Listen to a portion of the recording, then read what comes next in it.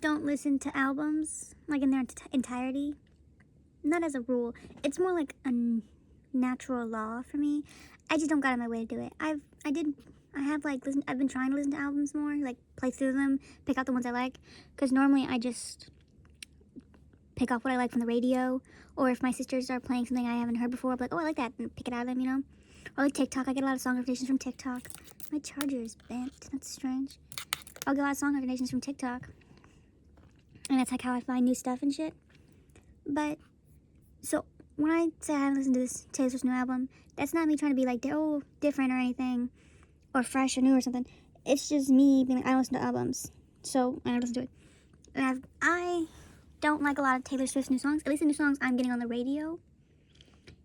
I didn't hate Fate of Ophelia. I really liked it. I liked the melody. I can't sing the words right now. I was just gonna sing a little part, but Fate of Ophelia. That's not it. Ophelia. No, that's Cruel Summer. Oh, it kind of does sound like Cruel Summer, doesn't it? Now that I'm thinking about it.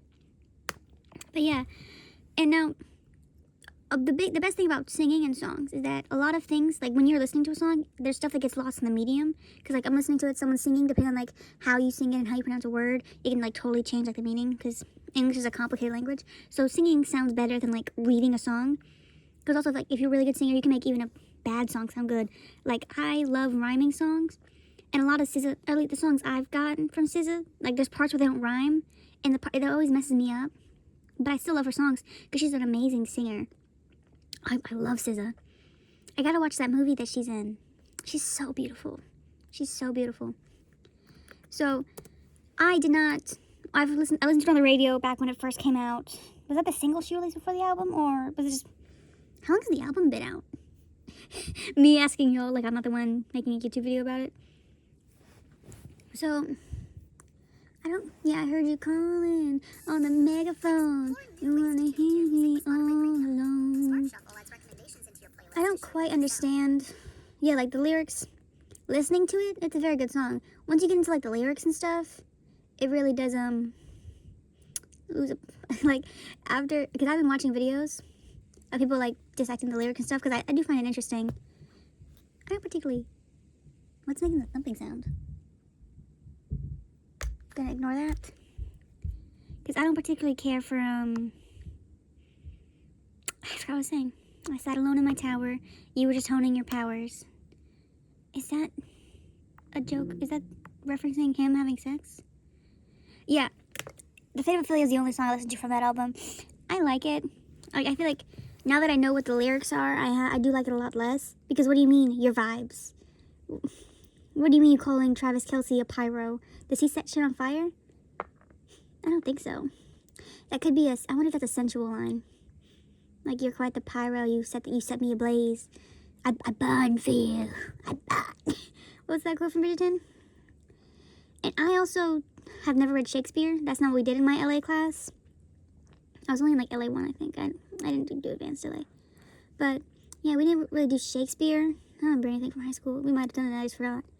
So, Fate of Ophelia. Ophelia is a pretty name, and she sings it. She's a good singer. So, I was like, yeah, this is Fate of Ophelia. And people were like, oh, she brought up a tower. That's Rapunzel. Ophelia's not trapped in a tower. She's not a princess. Is she a princess? This does make me want to read the original play. The problem with classics, though, is that, like, because it's a classic, there's, like, 30 different versions of it. And it's like, just I want one as close to the original as possible. And I'll read that. I also want to read the Odyssey. I moved. I live right by the library now. I should go to the library tomorrow. No, I can't do it tomorrow. I have to clean. I have to put everything away. I hate having a messy house. I move in one day, and I'm like, ugh. But 'tis the fate of Ophelia, 'tis locked inside my memory, and only you possess the key. No longer drowning and deceived, all because you came for me. Locked inside my memory. Da-da-da. Repeat. You dug me out of my grave and saved my heart from the fate of Ophelia. So a lot of people's problems with this song was that it doesn't reference Ophelia right. The biggest takeaway I was getting at from people was that a man doesn't save you from the fate of Ophelia. Men put you on that road. They put you down the path of Ophelia. Because, spoiler, I guess, because you don't know, Fate of Ophelia, meet bare bones. This is me talking about it, how other people describe it on the internet. Ophelia was a princess. She was, in that time, she was currency. She was traded to Hamlet to be his wife. He slept with her. She became pregnant. He killed her father, the person protecting her, her only protection. And then he wouldn't marry her. Told her to join a nunnery. And then she killed herself because it was the only thing she could do. So, that's not romantic. That is more of a helpless thing, you know? And I'm sure that's that's part of the story. Like, Ophelia was a scared teenager. She didn't have any options left. It was the only agency she had, so she took it. I'm sure that's what she wanted to do, but she didn't have anything else to do. So, I do still think it's a pretty song. I do hate the pledge allegiance to your hands, your team, your vibes. What's with her? Did she always have these kind of lyrics? I'm trying to think. I don't really know that many Taylor Swift songs. Like, I've listened to a lot of her music because she's a good singer. And it's like her songs are everywhere, so. Trapped. Gun in my head, trapped. But I feel like, is it just this album or just people talking about it now? She's using a lot of, like, internet and AAVE in her songs now. Because I'm not a bad bitch. Dude, I don't know how can you be so rich and so insecure? At least sing songs about being insecure. Like, go buy an island. Buy a bomb. Bomb a, you're a billionaire, do whatever you want. Bomb a country. Don't do that.